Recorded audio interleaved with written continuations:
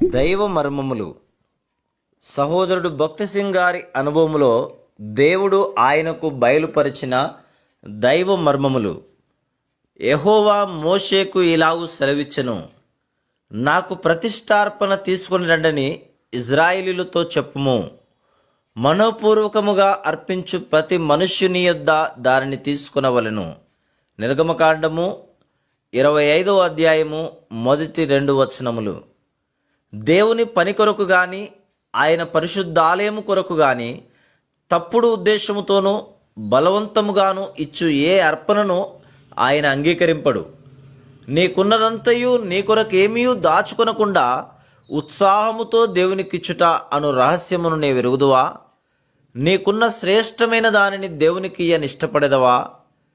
మనఃపూర్వకముగా అర్పించు అర్పణయే నాకు కావలనని దేవుడు చెప్పెను. ఇందులో ఒక రహస్యం ఉన్నది. అది ఏమనగా, మనఃపూర్వకముగా శ్రేష్టమైన దానిని దేవునికిచ్చుటయే. ప్రార్థన అయినను, బోధించుట అయినను, ఇతరులను దర్శించుట అయినను, ఏ సేవ అయినను సంతోషముగా చేయవలెను. భిక్షమెత్తి లేక బలవంతముగా సంపాదించిన డబ్బును దేవుడు తన సేవ కొరకై ఎన్నడూనూ కోరడు. మానవులు దానిని అంగీకరించవచ్చును గాని దేవుడెన్నడూనూ దానిని అంగీకరించడు. అట్టి దానిని ఆయన అసహ్యించుకొనును. పరిశుద్ధాత్మ చేత ప్రేరేపించబడిన ప్రకారము మనం ఆయనకు సమస్తమును ఇవ్వవలెను.